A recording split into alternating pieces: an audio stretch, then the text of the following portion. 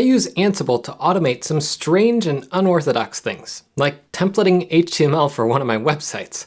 I gave a presentation at Ansible Fest a couple weeks ago, and since the platform they use for these videos is hard to use, I thought I'd also post the full presentation here for everyone to enjoy.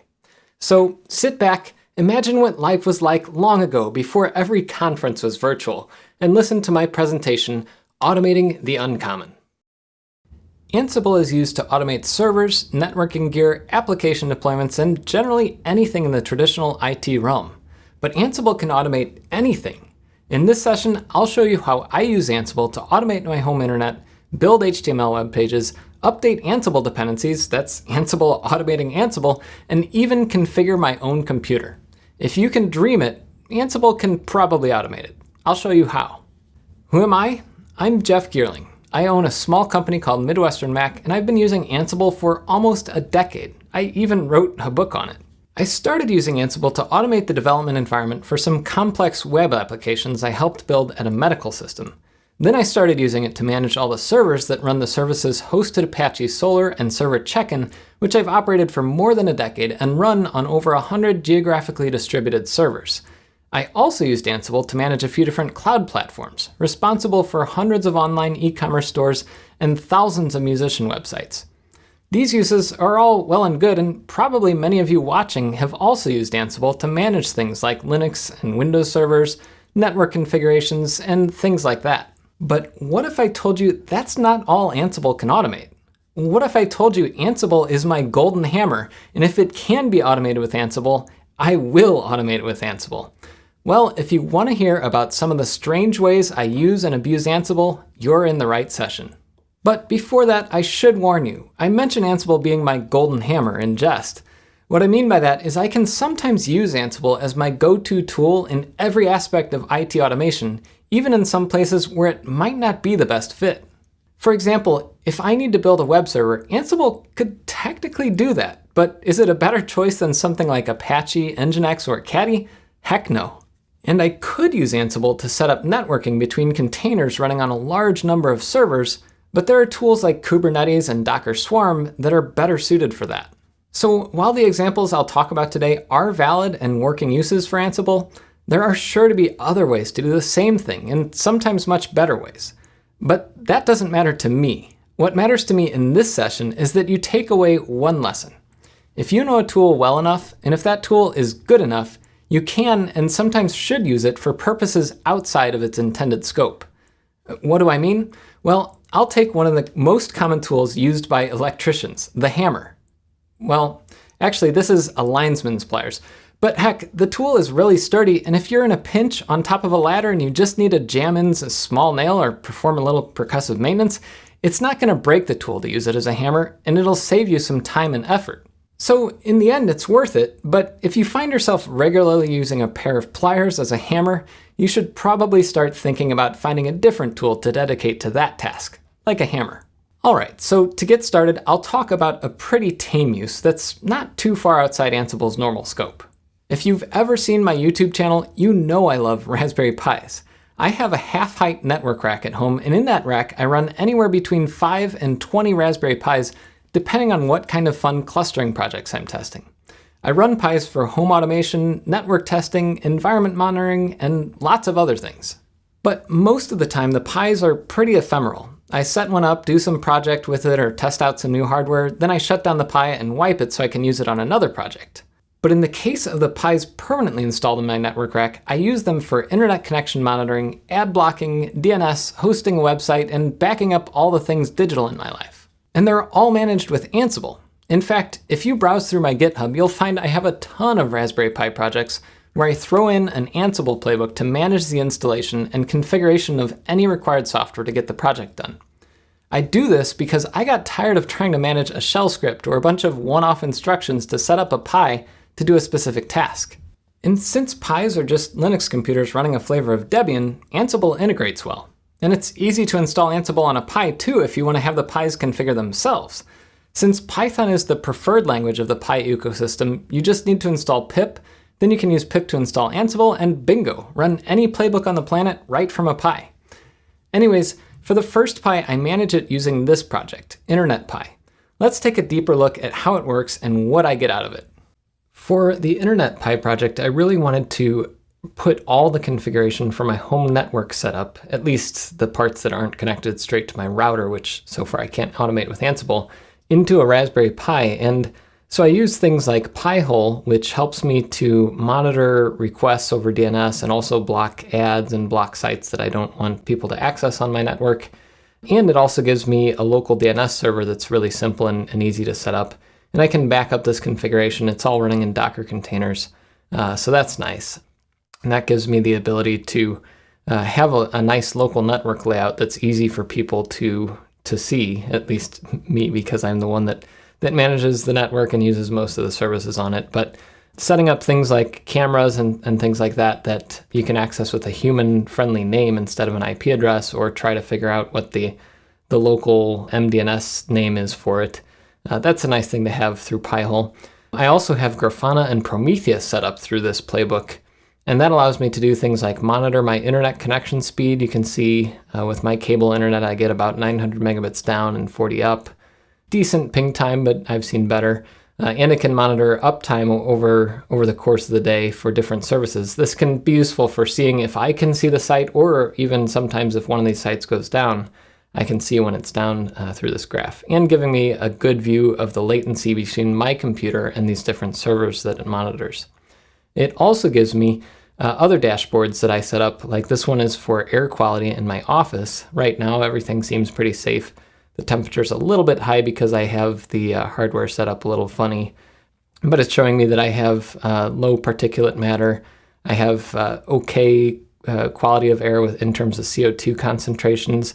And this has been helpful for me to see when certain levels of things like CO2 go too high, and it can cause issues if you are worried about your health and getting too much carbon dioxide and not enough oxygen.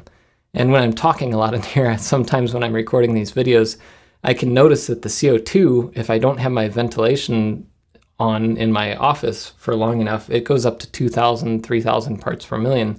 And that can actually affect your brain performance. So I have all these different dashboards set up, and the setup is really simple.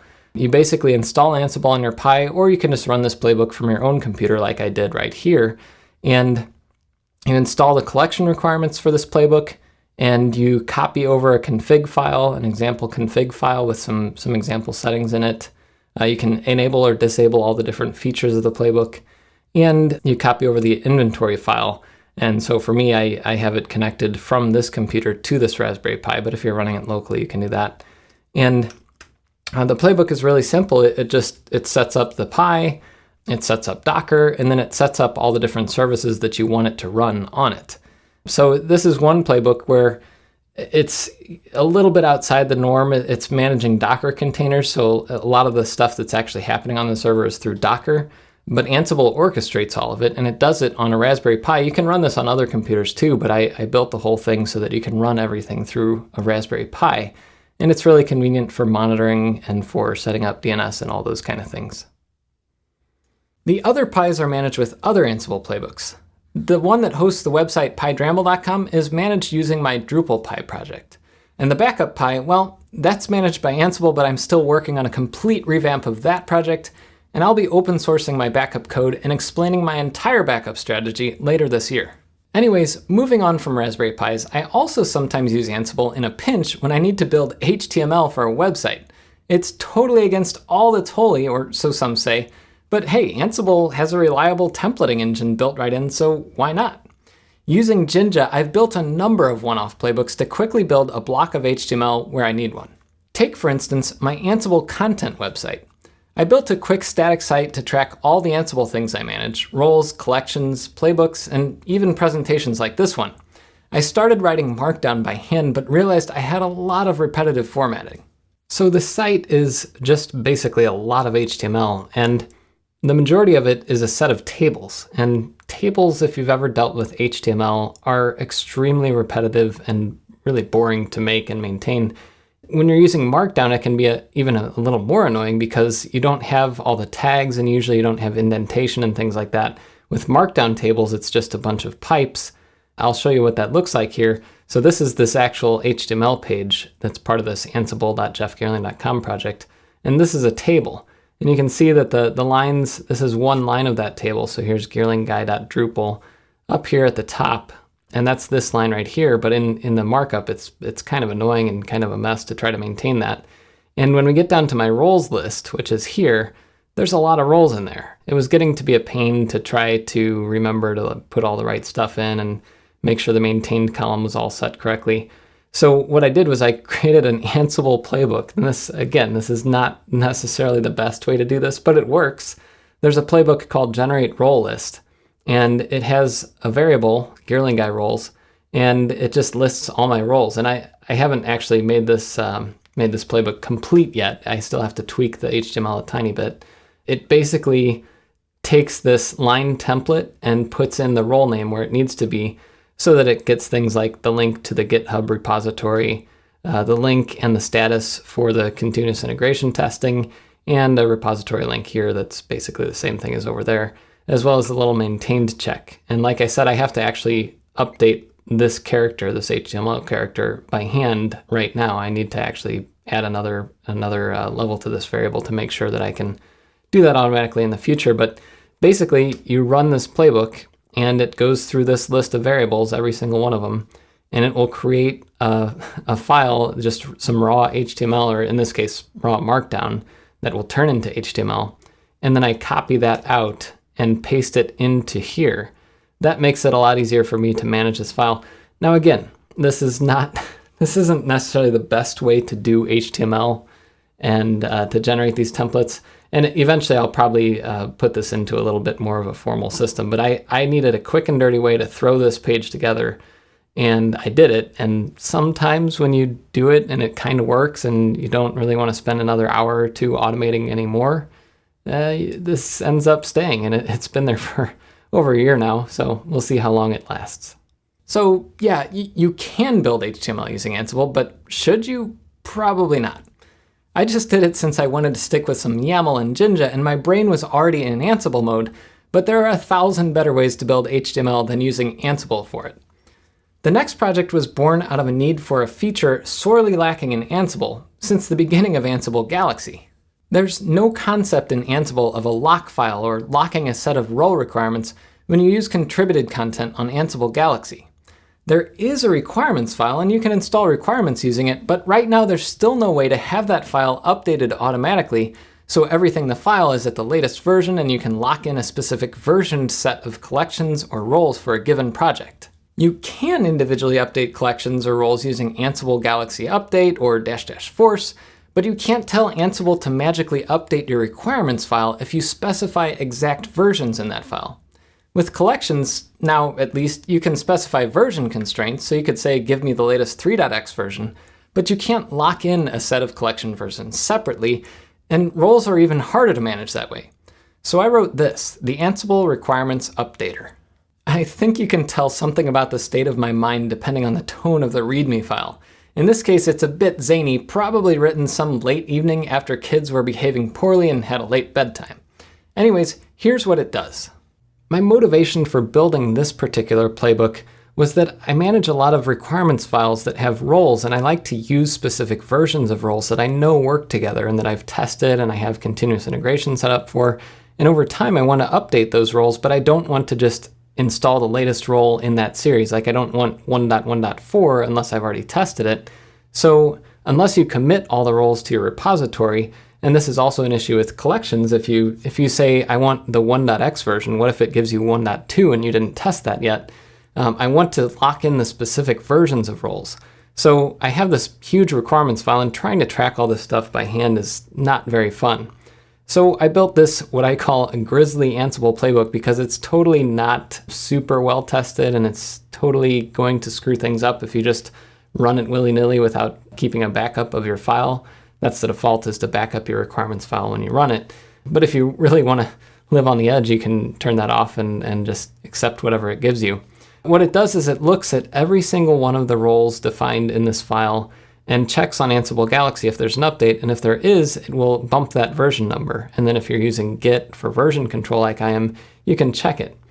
So the instructions are all in this file. And if you want to try it out on one of your own requirements files, you can. It doesn't yet support collections, but I'm planning on adding that since I'm starting to use a few more collections nowadays. But basically, you run this thing and give it a requirements file, and it will load in all the requirements from it and loop through them. And for each one, it will check if there's a newer version, and then it will write that back to a new requirements file that has all the latest versions of all the roles. And once it's finished, I can go over to my Drupal VM playbook here and do a git diff and see what happened. You can see that it found that there are newer versions of some of these things, like the Apache role has a newer version, Demonize has a newer version, Elasticsearch, and I found in the course of making this that there's actually a bug. If you go from 1.9 to 1.10, it actually reverts back to 1.9 because that 9 is higher than that 1. So I obviously have a bug in my version checking logic. But basically this lets me do this every month or two instead of doing it all by hand manually, and it saves me a lot of time because this isn't the only repository I have with a big requirements file. I have other ones with 10, 20 roles in it, and trying to maintain all those by hand is not very fun. So I do this, I commit this, I put it into another branch, I let the tests run on it, and if the tests pass, then I can be happy with it. But if not, I can revert different roles back to different earlier versions and keep testing that way. Now, this is a case where there might be better ways to build a requirements updater, but hey, if it works, it works. And judging by the ongoing debate over how to make Ansible Galaxy's CLI experience better, it might be a while before we get any official tools to help make managing requirements files better. The last thing I'll talk about today is managing my own workstation with Ansible. This last playbook is really a long-term labor of love. I usually run 2 Macs, one for personal work and portability, and one for work, and that one usually stays in my home office. Keeping things I used on both Macs in sync was a nightmare, and for some software, usually the most expensive stuff like Adobe Creative Suite, it still is, but that's besides the point. I had devised a system of shared files symlinked into place via Dropbox for some configurations, but it was difficult to remember to do things in duplicate on both my Macs, and inevitably things would get a bit out of sync. But it came to a head when my laptop's battery started ballooning up one day, and I had to quickly get a replacement. The new Mac had nothing on it, and I could restore from a Time Machine backup, sure, but I figured it was the perfect opportunity to automate my entire Mac setup from start to finish and to make it possible to keep multiple Macs in perfect sync. So I found a project by Michael Griffin and forked it to build my Mac Dev Playbook, and it's been going strong since 2014. So if you look at the configuration file that you have for this playbook, which is just all the variables that it needs, there's a lot of different options that you can set up, things that it'll install using Homebrew and apps that it'll install with Homebrew. It can use Mass, which is a command line utility. It can use that to integrate Mac App Store apps and install them as well. The configuration for authenticating that is a little funny sometimes, but there's a lot of different things that it does, and I even have it configure my text editor, Sublime Text, with all my settings, which is one of the things that is most important for me since I live in this thing a lot of the days of the week. But you can see that it's running here behind me, and what it does is this is also idempotent, so you can make changes to this playbook and run it again every week or two, and it will make sure all the things that you have on your Mac are up to date and installed correctly. And in my case, if I have 2 Macs, I can make a change on one, update this config file, and run it on the other Mac, and it will keep things up to date. And a really cool thing about this is, at least on a Mac, I don't know exactly how easy it is to do some of these things on Windows, and I know it's very easy on a lot of Linux distributions, but I can even configure things like my dock. So I have a dock role in Ansible in my Mac collection that lets you choose the order of things in your dock. And you can see down here, this is the order of all the apps in my dock.